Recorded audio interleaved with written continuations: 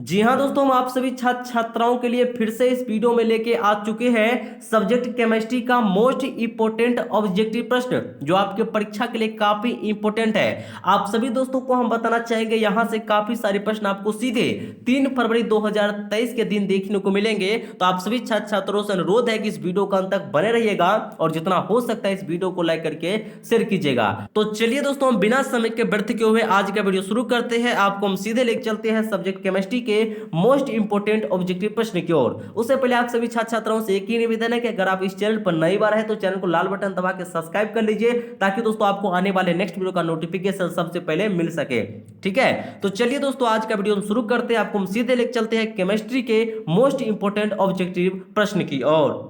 तो चलिए दोस्तों, यहां पर हम आ चुके हैं सबसे पहला महत्वपूर्ण प्रश्न की ओर जो आपकी परीक्षा के लिए काफी इंपोर्टेंट है। आप सभी दोस्तों को हम बताना चाहेंगे एक एक प्रश्न आपके परीक्षा के देखते हुए सेट किया गया है। यहां से काफी सारे प्रश्न आपको सीधे परीक्षा हॉल में कहे तो 3 फरवरी 2023 को देखने को मिलेंगे। तो आप सभी छात्र छात्राएं इस वीडियो को अंत तक बने रहिएगा।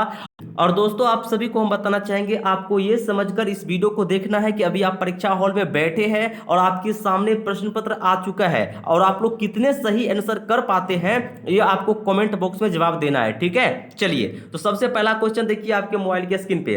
यहां पर आपसे पूछा जा रहा है कि रब्बा कितने प्रकार के होते हैं। और जो इंग्लिश मीडियम वाले बच्चे अपना बगल में देखते चलिएगा। इंग्लिश में देखिए पूछा जा रहा है कि how many types of crystal are found. ठीक है, यहां पर दोस्तों आपको हम बताना चाहेंगे बिल्कुल आपसे आसान प्रश्न पूछा जा रहा है, एकदम बोआ टाइप का प्रश्न पूछा जा रहा है। सभी दोस्तों को मालूम होनी चाहिए और आपको नहीं मालूम है तो जान लीजिए रब्बा जो है कुल 4 प्रकार के होते हैं। और यहां पर देखिए आपको ऑप्शन नंबर सी में दिया गया है, यानी कि दोस्तों क्वेश्चन नंबर फर्स्ट का जो है right answer option number C हो जाएंगे। ठीक है, आप दोस्तों इसे याद कर लीजिए, आपको नहीं पता है तो याद कर लीजिए, बस आप परीक्षा का कुछ ही दिनों का समय शेष है, ऐसे में आप सीधे याद कर लीजिए रब्बा जो है कुल 4 प्रकार के होते हैं। आपको याद रखना है रब्बा जो है कुल 4 प्रकार के होते हैं। ऑप्शन नंबर सी में दिया गया है, क्वेश्चन नंबर फर्स्ट का ऑप्शन नंबर सी। ठीक है, चलिए और आप लोग कितना स्कोर कर पाते हैं आप लोग लास्ट में कमेंट जरूर कीजिएगा। पहले आप लोग अपने मन में सोच लीजिए, वीडियो को पॉज करके आंसर अपने मन में बैठा लीजिए कि आपके अनुसार कौन सा आंसर इसका राइट है और फिर मेरा वीडियो को प्ले करके आगे बढ़िएगा। ठीक है, तो फिलहाल दोस्तों जान लीजिए क्वेश्चन नंबर फर्स्ट का ऑप्शन नंबर सी हो जाएंगे। चलिए बढ़ते आगे।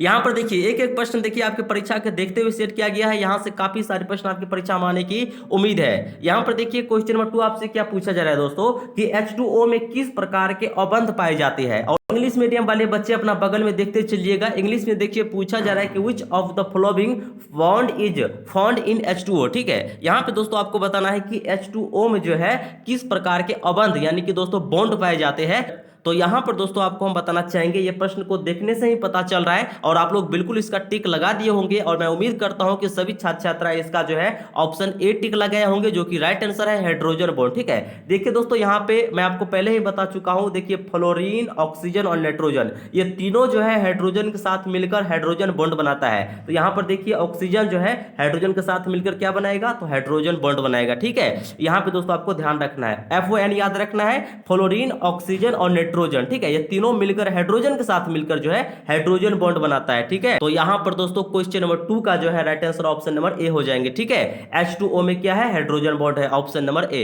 एकदम बिल्कुल माइंड में सेटअप करते चलिएगा, बिल्कुल जो है आप लोग गर्दा उड़ा करिएगा। ठीक है, और आप लोग कितना स्कोर कर पाते हैं आप लोग अवश्य कमेंट कीजिएगा। ठीक है, चलिए बढ़ते आगे। यहां पर दोस्तों देखिए हम आ चुके हैं क्वेश्चन नंबर 3 पे। काफी इंपोर्टेंट प्रश्न है दोस्तों आपकी परीक्षा के लिए और इसी प्रकार का प्रश्न आपकी परीक्षा में छपने वाले हैं, उतरने वाले हैं। तो बिल्कुल आप लोग इस वीडियो का अंत तक बने रहिएगा और जितना हो सकता है इस वीडियो को लाइक करके शेयर कीजिएगा। ठीक है, चलिए यहां पे देखिए क्वेश्चन नंबर 3 क्या है कि एक फ्राइडे विद्युत कितने कूलम्ब के बराबर होता है। और जो इंग्लिश मीडियम वाले बच्चे हैं अपना नीचे में देखते चलिएगा। ठीक है, तो यहां पर दोस्तों देखिए आपको क्या बताना है कि एक जो फ्राइडे विद्युत कितने कूलम्ब के बराबर होता है। तो आप सभी मित्रों को मालूम होनी चाहिए, बहुत ही आसान प्रश्न है दोस्तों। और आप सभी दोस्तों को नहीं मालूम है तो जान लीजिए 1 फ्राइडे विद्युत जो है कुल 96,500 कूलम्ब के बराबर होता है। ये दोस्तों आपको ऑप्शन नंबर ए में दिया गया है, यानी कि दोस्तों क्वेश्चन नंबर 3 का जो है right answer option number A हो जाएंगे। ठीक है, तो दोस्तों एक एक प्रश्न को इसी प्रकार से माइंड में सेटअप करते चलिएगा और इस वीडियो को अंत तक बने रहिएगा। ठीक है, चलिए हम बढ़ते आगे। यहां पर दोस्तों हम आ चुके हैं क्वेश्चन नंबर 4 पे। काफी देखिए इंपोर्टेंट प्रश्न आपकी परीक्षा के लिए, बिल्कुल आसान प्रश्न। प्रतिरोध के प्रतिलोम को कहते हैं। देखिए प्रतिरोध का दोस्तों आपको उल्टा बताना है। प्रतिरोध के प्रतिलोम यानी कि दोस्तों प्रतिरोध के उल्टा क्या हो जाएंगे तो दोस्तों प्रतिरोध का उल्टा क्या हो जाएंगे? चालकता। ठीक है, क्या हो जाएंगे? चालकता हो जाएंगे। रेजिस्टेंस का उल्टा क्या हो जाएंगे? तो कंडक्टेंस हो जाएंगे। ऑप्शन नंबर दोस्तों इसका ए राइट हो जाएंगे। ठीक है, क्वेश्चन नंबर 4 का ऑप्शन नंबर ए। ठीक है, तो बिल्कुल दोस्तों इसे आप माइंड में सेटअप कर लीजिए। प्रतिरोध का उल्टा क्या होता है? चालकता। ठीक है, और इंग्लिश में याद रखना चाहते हैं तो रेजिस्टेंस का कंडक्टेंस, ऑप्शन नंबर ए। चलिए बढ़ते हैं आगे। इसी प्रकार का बोआ टाइप का प्रश्न आपके परीक्षा में आने वाले हैं, तो बिल्कुल आराम से इस वीडियो के अंत तक बने रहिएगा। यहां पर दोस्तों देखिए क्वेश्चन नंबर 5 क्या है कि परवल वैद्युत अपघटय में लैम्डा एम का मान, देखिए लैम्डा एम का मान दोस्तों जो है तनु करने पर बढ़ता है। ठीक है, तनु करने पे बढ़ता है। ऑप्शन नंबर दोस्तों इसका ए जो है राइट हो जाएंगे, और इंग्लिश मीडियम वाले बच्चे यहां पर देख सकते हैं। ठीक है, इंक्रीजेज ऑन डाइल्यूशन। ठीक है, ऑप्शन नंबर दोस्तों यहां पे इसका ए हो जाएंगे। परवल वैद्युत अपघटय में जो है लैम्डा एम का मान दोस्तों तनु करने पर बढ़ता है। एकदम माइंड में सेटअप करते करते चलिए प्रश्न को, और आप लोग कितना स्कोर कर पाते हैं वीडियो के अंत में जरूर जवाब दीजिएगा कमेंट बॉक्स में। ठीक है, चलिए यहां पर दोस्तों देखिए हम देखते देखते आ चुके हैं क्वेश्चन नंबर 6 पे, और यहां पर आपसे पूछा जा रहा है कि रासायनिक अधिशोषण होता है। ठीक है, रासायनिक अधिशोषण क्या होता है, और यहां पे देखिए आपको 4 ऑप्शन दिया गया है। तो यहां पर दोस्तों आपको हम बताना चाहेंगे रासायनिक अधिशोषण जो है दोस्तों ये इरिवर्सिबल इन नेचर। ठीक है, इरिवर्सिबल इन नेचर होता है, यानी कि दोस्तों अणु उत्क्रमणीय अभिक्रिया हो जाएंगे। ठीक है, क्वेश्चन नंबर 6 का जो है right answer option number A हो जाएंगे। आपको ध्यान रखना है। ठीक है, यहां पर दोस्तों आपको ध्यान रखना है दोस्तों, रासायनिक अधिशोषण जो है अणु उत्क्रमणीय अभिक्रिया होता है। ऑप्शन नंबर ए हो जाएंगे, क्वेश्चन नंबर 6 का ऑप्शन नंबर ए। चलिए दोस्तों हम बढ़ते हैं आगे। यहां पर दोस्तों हम देखते देखते आ चुके हैं क्वेश्चन नंबर 7 पर। बिल्कुल आसान प्रश्न है दोस्तों, बिल्कुल बोआ टाइप का प्रश्न आपसे पूछा जा रहा है। यहां पर आपसे पूछा जा रहा है कि लोहे का मुख्य एसक है, किसको नहीं मालूम है दोस्तों? बच्चा को मालूम है कि लोहे का मुख्य एसक होता है हेमेटाइट। इसे आप लोग माइंड में सेटअप कर लीजिए या याद कर लीजिए, क्या होता है? तो लोहे का मुख्य एसक होता है हेमेटाइट, और हेमेटाइट का फॉर्मूला होता है Fe2O3। ठीक है, तो ये दोस्तों आपको ध्यान रखना है, लोहे का मुख्य एसक क्या होता है? तो हेमेटाइट, और हेमेटाइट का फॉर्मूला होता है Fe2O3। और यहां पर दोस्तों आपको हम बताना चाहेंगे, देखिए इसी प्रश्न को आपको परीक्षा में हो सकता है कि बोर्ड आपको रूप थोड़ा बदल दे। जैसे कि दोस्तों आपसे पहले प्रश्न तो यही रहेगा कि लोहे का मुख्य एसक है, और यहां पर देखिए जो हेमेटाइट दिया गया है ना, तो हेमेटाइट को कट कर देगा और आपको ऑप्शन में दे देगा Fe2O3। ठीक है, क्या दे देगा? Fe2O3। तो इसमें आपको कंफ्यूज नहीं होना है दोस्तों, चाहे आपको हेमेटाइट ऑप्शन में मिले या Fe2O3 मिले, बात वही है। आपको दोस्तों याद रखना है कि लोहे का मुख्य एसक क्या होता है? तो हेमेटाइट, यानी कि दोस्तों Fe2O3। ठीक है, इसे आप लोग दोस्तों याद कर लीजिए। ठीक है, ऑप्शन नंबर बी हो जाएंगे। चलिए हम बढ़ते आगे। यहां पर दोस्तों हम आ चुके हैं क्वेश्चन नंबर 8 पे। काफी इंपोर्टेंट प्रश्न है दोस्तों, और आपसे यहां पर देखिए पूछा क्या जा रहा है कि किस प्रकार के एसक का सांद्रण इलेक्ट्रोमैग्नेटिक पृथक्करण विधि द्वारा किया जाता है। ठीक है, और यहां पर दोस्तों देखिए आपको 4 ऑप्शन दिया गया है। यहां पे दोस्तों थोड़ा यहां पे इसे इग्नोर कर दीजिएगा यहां पे। ठीक है, ये बाय मिस प्रिंट हो गया। ठीक है, तो इसे आप दोस्तों इग्नोर कर दीजिएगा। यहां पर देखिए आपको 4 ऑप्शन दिया गया है। ठीक है, आप लोग यहां पर नीचे में देख सकते हैं। तो यहां पर दोस्तों आपको हम बताना चाहेंगे क्वेश्चन नंबर 8 का जो है right answer option number B हो जाएंगे, चुंबकीय कण हो जाएंगे। ठीक है, किस प्रकार के एसक का साधारण इलेक्ट्रोमैग्नेटिक पृथक्करण विधि द्वारा किया जाता है? तो चुंबकीय कण। ठीक है, ऑप्शन बी। चलिए बढ़ते आगे। यहां पर दोस्तों हम आ चुके हैं क्वेश्चन नंबर 9 पे। यहां पर देखिए आपसे पूछा जा रहा है कि कॉपर माटे में होता है। ये प्रश्न मैं आपको देखिए पहले भी करा चुका हूं, और कॉपर माटे में दोस्तों क्या होता है तो आपको दोस्तों याद रखना है, इसे याद कर लीजिए। कॉपर माटे में CuS2 तथा FeS होता है। ठीक है, क्या होता है? CuS2 तथा FeS होता है कॉपर माटे में। ठीक है, आपको याद रखना है। क्वेश्चन नंबर 9 का ऑप्शन नंबर बी राइट हो जाएंगे। चलिए बढ़ते आगे। और देखिए आपका कितना स्कोर सही हो रहा है आप लोग जरूर ही कमेंट कीजिएगा। ठीक है, अभी मैं आपको टॉप मोस्ट भी है 35 ऑब्जेक्टिव बताने वाला हूं, इस वीडियो का आप लोग अंत तक बने रहिएगा। यहां पर दोस्तों देखिए क्वेश्चन नंबर 10 क्या पूछा जा रहा है आपसे कि आवर्त सारणी के ग्रुप 15 में नाइट्रोजन के अतिरिक्त कौन सा तत्व है? कितना आसान प्रश्न दोस्तों आपसे पूछा जा रहा है। प्रश्न एक बार हम फिर रिपीट करते हैं। यहां पर ध्यान दीजिए कि आवर्त सारणी के ग्रुप 15 में जो है नाइट्रोजन के अतिरिक्त कौन सा तत्व है? तो आप सभी दोस्तों को याद ही है दोस्तों, मैं आपको पहले भी ये प्रश्न करवाया हूं, नाइट्रोजन। ठीक है, नाइट्रोजन के जो अतिरिक्त है वो फास्फोरस। ठीक है, क्या है? फास्फोरस हो जाएंगे। ऑप्शन नंबर बी राइट हो जाएंगे। क्वेश्चन नंबर 10 का जो है right answer option number B हो जाएंगे। चलिए बढ़ते आगे। यहां पर दोस्तों हम देखते देखते आ चुके हैं क्वेश्चन नंबर 11 पे। काफी इंपोर्टेंट प्रश्न है, और यहां पर आपसे पूछा जा रहा है कि डी ब्लॉक के तत्वों को दूसरे किस नाम से जाना जाता है। कितना आसान प्रश्न पूछा जा रहा है दोस्तों। डी ब्लॉक के हम लोग जो है संक्रमण तत्व के नाम से जानते हैं। दूसरा नाम क्या हो जाएंगे, डी ब्लॉक के दूसरा नाम क्या हो जाएंगे, तो संक्रमण तत्व हो जाएंगे। ठीक है, ऑप्शन नंबर ए हो जाएंगे क्वेश्चन नंबर 11 का ऑप्शन नंबर ए। चलिए एकदम बिल्कुल माइंड में सेटअप करते चलिएगा, इस वीडियो को अंत तक बने रहिएगा। यहां पर देखिए क्वेश्चन नंबर 12 क्या पूछा जा रहा है कि जिंक है एक, जिंक इज ए, जिंक क्या है, तो आप सभी दोस्तों को मालूम होनी चाहिए और नहीं मालूम है तो जान लीजिए। जिंक जो है एक नॉर्मल एलिमेंट है, सामान्य तत्व हो जाएंगे। ऑप्शन नंबर सी इसका राइट आंसर हो जाएंगे। ठीक है, और यहां पर दोस्तों आपको हम बताना चाहेंगे बहुत सारे बच्चे जो है इस प्रश्न में ऑप्शन नंबर ए लगा देंगे, जो कि बिल्कुल गलत है। जिंक जो है संक्रमण तत्व के अंतर्गत नहीं आते हैं। ठीक है, जिंक जो है दोस्तों एक तरह का सामान्य तत्व है। ठीक है, तो यहाँ पे दोस्तों आपको याद रखना है जिंक है एक सामान्य तत्व। ऑप्शन नंबर सी हो जाएंगे। चलिए बढ़ते आगे। यहाँ पर दोस्तों हम देखते देखते आ चुके हैं क्वेश्चन नंबर 13 पे। काफी इंपोर्टेंट प्रश्न है दोस्तों, और आपसे पूछा जा रहा है कि Mn3+ एक ऑक्सीकारक है। ठीक है, यहाँ पे आपको बताना है कि Mn3+ एक ऑक्सीकारक है, और यहाँ पर देखिए आपको नीचे में 4 ऑप्शन दिया गया है। तो यहां पर दोस्तों आपको हम बताना चाहेंगे, इसे आप लोग याद कर लीजिए। इसका दोस्तों जो राइट आंसर है ये आपको ऑप्शन नंबर सी हो जाएंगे, एम्प्टी डी ऑर्बिटल। ठीक है, खाली डी कक्षक के कारण ऑप्शन नंबर दोस्तों इसका जो है यहां पर सी हो जाएंगे। ठीक है, 13 का सी। चलिए बढ़ते हैं आगे। यहां पर दोस्तों हम देखते देखते आ चुके हैं क्वेश्चन नंबर 14 पे। काफी इंपोर्टेंट प्रश्न है दोस्तों, और पूछा जा रहा है कि K2Zn/OH4 का आयुपेक नेम क्या है। देखिए दोस्तों ये जो आपको देखने से ही पता चल रहा है, इसका दोस्तों आपको क्या बताना है, आयुपेक नेम बताना है। तो आप सभी मित्रों को हम बताना चाहेंगे दोस्तों, इसका जो आयुपेक नेम है ये आपको हो जाएंगे पोटासियम टेट्राहाइड्रोक्सिकेंट सेकेंड। ठीक है, ऑप्शन नंबर दोस्तों इसका जो है ए राइट हो जाएंगे। आपको दोस्तों याद रखना है, ऑप्शन नंबर ए हो जाएंगे। चलिए हम बढ़ते हैं आगे। यहां पर दोस्तों हम आ चुके हैं क्वेश्चन नंबर 15 पे। काफी इंपोर्टेंट प्रश्न है दोस्तों, और पूछा जा रहा है आपसे क्लोरोफॉर्म ऑक्सीजन से प्रकाश की उपस्थिति में अभिक्रिया कर देता है। आपको हम बताना चाहेंगे दोस्तों, क्लोरोफॉर्म जो है ऑक्सीजन से प्रकाश की उपस्थिति में अभिक्रिया करके फॉस्जिन देता है। क्या देता है, फॉस्जिन। ठीक है, तो यहां पे दोस्तों आपको याद रखना है क्वेश्चन नंबर 15 का जो है right answer option number B हो जाएंगे। बहुत सारे बच्चे कंफ्यूज हो जाएंगे, ऑप्शन नंबर एम लगा देंगे। तो यहां पे दोस्तों आपको ध्यान रखना है, यहां पर लिखा गया है फॉस्फिन, लेकिन इसका दोस्तों राइट आंसर हो जाएंगे फॉस्जिन। ठीक है, तो यहां पर दोस्तों आपको ध्यान रखना है क्वेश्चन 15 का जो है right answer option number B हो जाएंगे फॉस्जिन। चलिए बढ़ते हैं आगे। तो चलिए यहां पर दोस्तों हम आ चुके हैं क्वेश्चन नंबर 16 पर, और यहां पर आपसे पूछा जा रहा है कि अल्कोहल और फिनोल बनने में एल्केन एवं एरीन का एक हाइड्रोजन किससे प्रतिस्थापित होता है। तो ये दोस्तों आप लोग देखकर ही बता दीजिएगा कि OH। ठीक है, इसका राइट आंसर क्या हो जाएंगे, OH से जो है हाइड्रोजन प्रतिस्थापित होता है। ऑप्शन नंबर दोस्तों आपको बी में दिया गया है, यानी कि दोस्तों क्वेश्चन नंबर 16 का जो है right answer option number B हो जाएंगे। तो चलिए दोस्तों हम बढ़ते हैं आगे। यहां पर दोस्तों हम देखते देखते आ चुके हैं क्वेश्चन नंबर 17 पे। काफी इंपोर्टेंट प्रश्न है, और आपसे पूछा जा रहा है कि गिल्स रोल है।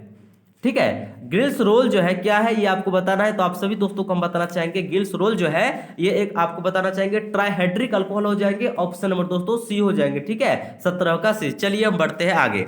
यहां पर दोस्तों हम देखते देखते आ चुके हैं क्वेश्चन नंबर 18 पे, और यहां पर आपसे पूछा जा रहा है कि बेंजीन का साधारण हाइड्रोक्सी व्युत्पन्न है। बेंजीन का साधारण हाइड्रोक्सी व्युत्पन्न बताना है, तो क्या हो जाएंगे, तो बेंजीन का दोस्तों फिनोल हो जाएंगे। क्या हो जाएंगे, फिनोल। ऑप्शन नंबर यहां पे दोस्तों इसका वी राइट हो जाएंगे, 18 का जो है वी राइट हो जाएंगे। चलिए दोस्तों हम बढ़ते हैं आगे।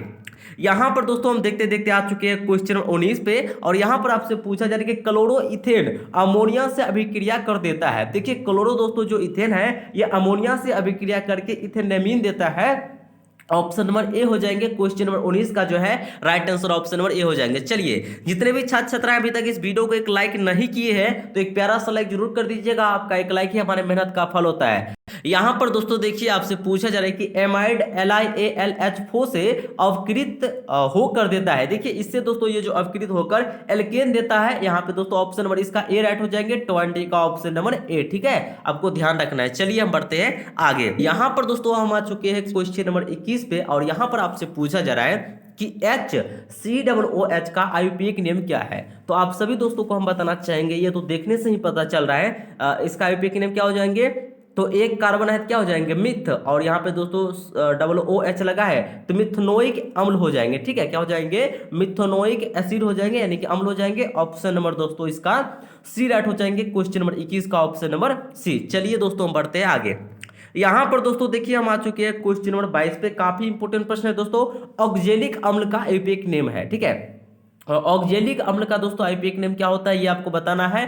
तो आप सभी दोस्तों को हम बताना चाहेंगे दोस्तों, इसका आईपीएक नेम होता है इथेन डाइओइक अम्ल होता है। क्या होता है, इथेन डाइओइक अम्ल एसिड हो जाएंगे। ऑप्शन नंबर दोस्तों सी राइट हो जाएंगे। ठीक है, अम्ल या एसिड कहिए वही बात हुआ। ठीक है, तो ऑप्शन नंबर दोस्तों 22 का जो है सी हो जाएंगे। ठीक है, आपको ध्यान रखना है। चलिए बढ़ते हैं आगे। यहां पर दोस्तों हम आ चुके हैं क्वेश्चन नंबर 23 पे। काफी इंपोर्टेंट प्रश्न है दोस्तों, और आप लोग इस वीडियो को अंत तक बने रहिएगा। और आप लोगों का कितना स्कोर सही हो रहा है आप लोग अवश्य कमेंट करके बताइएगा। ठीक है, इससे पता चलेगा कि हमारे बिहार के लड़ाऊ का कितना प्रतिशत जो है तैयारी हो चुका है। यहां पर देखिए क्वेश्चन नंबर 23 क्या है कि मिथाइल नाइट्राइल का सूत्र है। किसको नहीं पता है दोस्तों, मिथाइल का सूत्र होता है क्या, तो CH3, और नाइट्राइल लगा है तो नाइट्राइल का क्या हो जाएंगे, तो CN, क्या हो जाएंगे, CN। तो यहाँ पे दोस्तों देखिए CH3 CN हो गया। कहां पे है, तो ऑप्शन बी में है। तो यहाँ पे दोस्तों ऑप्शन 20 का राइट हो जाएंगे। ठीक है, तो इसका जो है बी हो जाएंगे। चलिए बढ़ते हैं आगे। यहाँ पर देखिए हम दोस्तों देखते देखते आ चुके हैं क्वेश्चन नंबर 24 पे। और यहाँ पर आपसे पूछा जा रहा है कि साधारण कार्बोक्सिलिक अम्ल जल में घुलनशील होता है, जल में घुलनशील होता है, ये आपको बताना है। तो यहाँ पर दोस्तों हाइड्रोजन बॉन्ड हो जाएंगे। ठीक है, जल में घुलनशील कौन होता है, तो हाइड्रोजन बॉन्ड। ऑप्शन नंबर दोस्तों वी हो जाएंगे, 24 का बी। चलिए बढ़ते हैं आगे। तो यहाँ पर दोस्तों ये तो काफी आसान प्रश्न आपसे पूछा जा रहा है, फ्रुक्टोज का सूत्र बताना है। तो बहुत ही आसान प्रश्न है, सभी दोस्तों को मालूम होनी चाहिए। फ्रुक्टोज का सूत्र क्या हो जाएंगे, तो C6H12O6। ठीक है, ऑप्शन नंबर ए हो जाएंगे, 25 का जो है ए यहाँ पर राइट हो जाएंगे। चलिए बढ़ते हैं आगे। यहाँ पर दोस्तों हम आ चुके हैं क्वेश्चन नंबर 26 पे। और यहाँ पर आपसे पूछा जा रहा है कि कार्बोहाइड्रेट जो जलाकिंत होकर 3 से 10 मोनोसैकेराइड बनाता है उसे कहते हैं, उसे दोस्तों कहा जाता है ओलिगोसैकेराइड कहा जाता है। क्या कहा जाता है, ओलिगोसैकेराइड। ठीक है, ऑप्शन नंबर दोस्तों इसका जो है वी राइट हो जाएंगे, 26 का जो है वी हो जाएंगे। ठीक है, यहाँ पे दोस्तों आपको याद रखना है कार्बोहाइड्रेट जो जलाकिंत होकर 3 से 10 मोनोसैकेराइड बनाता है उसे ओलिगोसैकेराइड कहा जाता है। Option number B. चलिए बढ़ते हैं आगे। यहां पर दोस्तों हम देखते देखते आ चुके हैं क्वेश्चन नंबर 27 पे। और यहां पर देखिए आपसे पूछा जा रहा है कि एमिनो अम्ल में 2 सक्रिय मूलक होता है। पहला यहां पर दिया गया है COOH, तो दूसरा क्या हो जाएंगे, तो देखिए अमीनो अम्ल में जो है दोस्तों पहला तो एक होता है COOH और दूसरा होता है NH2। क्या होता है, NH2। यहां पर देखिए आपको ऑप्शन यहां पे दोस्तों सी में दिया गया है, यानी कि दोस्तों क्वेश्चन नंबर 27 का जो है right answer option number C हो जाएंगे। ठीक है, तो चलिए दोस्तों हम बढ़ते हैं आगे। यहां पर दोस्तों हम देखते देखते आ चुके हैं क्वेश्चन नंबर 28 पे। काफी इंपोर्टेंट प्रश्न है दोस्तों। यहां पर आपसे पूछा जा रहा है कि अल्फा एमिनो अम्ल के पॉलीमर को कहते हैं दोस्तों। देखिए अल्फा एमिनो अम्ल के पॉलीमर को दोस्तों क्या कहा जाता है ये आपको बताना है, तो प्रोटीन कहा जाता है। क्या कहा जाता है, protein. Option number A right हो जाएंगे, क्वेश्चन नंबर 28 का ऑप्शन नंबर ए। चलिए जितने भी छात्र छात्राएं अभी तक इस वीडियो को एक लाइक नहीं किए हैं तो एक प्यारा सा लाइक जरूर कर दीजिएगा। आपका एक लाइक ही हमारे मेहनत का फल होता है। यहां पर दोस्तों देखिए क्वेश्चन नंबर 29 क्या है कि पोलोथीन किसका बहुलक है। यहां पर दोस्तों आपको बताना है कि पोलोथीन जो है किसका बहुलक है। तो आप सभी मित्रों को हम बताना चाहेंगे पोलोथीन जो है इथीन का बहुलक है। ऑप्शन नंबर बी हो जाएंगे, क्वेश्चन नंबर 29 का जो है राइट आंसर ऑप्शन और बी हो जाएंगे। चलिए बढ़ते हैं आगे। यहां पर दोस्तों हम देखते देखते आ चुके हैं क्वेश्चन नंबर 30 पे। और यहां पर आपसे पूछा जा रहा है कि रबर, स्टार्च, सेलुलोज एवं प्रोटीन ये चारों क्या है दोस्तों, ये चारों जो है प्राकृतिक पॉलीमर हो जाएंगे। ऑप्शन नंबर बी हो जाएंगे, क्वेश्चन नंबर 30 का ऑप्शन नंबर बी। चलिए दोस्तों हम बढ़ते हैं आगे। जितने भी छात्र छात्राएं इस वीडियो को अभी तक एक लाइक नहीं किए हैं एक प्यारा सा लाइक जरूर कर दीजिएगा। आपका एक लाइक ही हमारे मेहनत का फल होता है। यहां पर दोस्तों देखिए क्वेश्चन नंबर 31 पूछा जा रहा है कि वियोना एन तथा वियोना एस एक प्रकार है। एक प्रकार का दोस्तों ये जो है संश्लेषित रबर है। ऑप्शन नंबर बी हो जाएंगे, क्वेश्चन नंबर 31 का ऑप्शन नंबर बी। चलिए दोस्तों हम बढ़ते हैं आगे। यहां पर दोस्तों हम देखते देखते आ चुके हैं क्वेश्चन नंबर 32 पे। और यहां पे आपसे पूछा जा रहा है कि ज्वर कम करने में प्रयुक्त दवा को कहते हैं। यानी कि दोस्तों बुखार कम करने के लिए प्रयुक्त कौन सा दवा है, भारी हो जाएंगे। यानी कि दोस्तों बुखार कम करने के लिए एंटीपायरेटिक दवा प्रयुक्त है। ठीक है, ऑप्शन सी हो जाएंगे। चलिए बढ़ते हैं आगे। चलिए यहां पर दोस्तों हम आ चुके हैं क्वेश्चन नंबर 33 पे। और यहां पर देखिए आपसे पूछा जा रहा है कि सोलर सेल में उपयोग किए जाने वाले पदार्थ में होता है, इसमें दोस्तों सिलिकॉन होता है, ऐसा ही हो जाएंगे, ठीक है। सिलिकॉन को हम ऐसा ऐसे सुनिश्चित करते हैं। ऑप्शन नंबर बी राइट हो जाएंगे, ठीक है, 33 का भी। चलिए बढ़ते हैं आगे। यहाँ पर दोस्तों हम आ चुके हैं क्वेश्चन नंबर 34 पे, और यहाँ पर आपसे पूछा जा रहा है कि निम्नलिखित में कौन जो है अनुसंख्यक गुण नहीं है, यानी कि दोस्तों कौन जो है कोलिगेटिव प्रॉपर्टी नहीं है। तो यहाँ पर दोस्तों देखिए पहला ऑप्शन है ऑस्मोटिक प्रेशर, तो ये तो कोलिगेटिव प्रॉपर्टी हो जाएंगे। दूसरा देखिए वेपर प्रेशर, ये भी दोस्तों हो जाएंगे कोलिगेटिव प्रॉपर्टी। ऑप्शन सी देखिए, तो यहाँ पर देखिए वाष्प दाब, ठीक है, यानी कि दोस्तों इलेवेशन ऑफ बॉइलिंग पॉइंट, ये जो है दोस्तों आपको बताना चाहेंगे कोलिगेटिव प्रॉपर्टी नहीं है, ठीक है। तो यहाँ पे दोस्तों आपको ध्यान रखना है, क्वेश्चन नंबर 34 का जो है right answer option number C हो जाएंगे, ऑप्शन सी हो जाएंगे। चलिए बढ़ते हैं आगे। यहां पर दोस्तों हम आ चुके हैं क्वेश्चन नंबर 35 पे। पूछा जा रहा है कि विशिष्ट चालकता की इकाई, आपको दोस्तों स्पेसिफिक कंडक्टेंस का जो है यूनिट बताना है। तो आप सभी मित्रों को बताना चाहेंगे विशिष्ट चालकता की जो इकाई होती है ये होता है ohm over centimetre inverse, option number C हो जाएंगे 35 का सी। तो चलिए दोस्तों आज का वीडियो हम यहीं पे समाप्त करते हैं। उससे पहले आप सभी दोस्तों को हम बताना चाहेंगे, आप लोग ये कमेंट करके जरूर बताइएगा कि आप लोगों ने 35 में कितना ऑब्जेक्टिव सही किया है, ठीक है। ये जरूर बताइएगा जिससे कि हमें ये पता चल सके कि हमारे बिहार के ललाव की तैयारी जो है कितनी बढ़िया हुई है। 35 में आपका कितना ऑब्जेक्टिव सही हुआ है, आप लोग कमेंट जरूर कीजिएगा, और इस वीडियो को लाइक करके शेयर कीजिए, और नेक्स्ट वीडियो का नोटिफिकेशन पाने के लिए इस चैनल को फटाक से लाल बटन दबा के सब्सक्राइब कर लीजिए, ठीक है। तो चलिए दोस्तों आपसे हम फिर मिलते हैं एक नेक्स्ट वीडियो में। तब तक आप लोग अपने तैयारी में जुटे रहिए, मस्त रहिए, स्वस्थ रहिए, माता पिता का नाम रोशन कीजिए, साथ साथ में बिहार का नाम भी आगे बढ़ाइए। तो चलिए आपसे हम फिर मिलते हैं एक नेक्स्ट वीडियो में। तब तक के लिए आप सभी दोस्तों को हमारे वीडियो को देखने के लिए दिल की गहराई से बहुत बहुत धन्यवाद।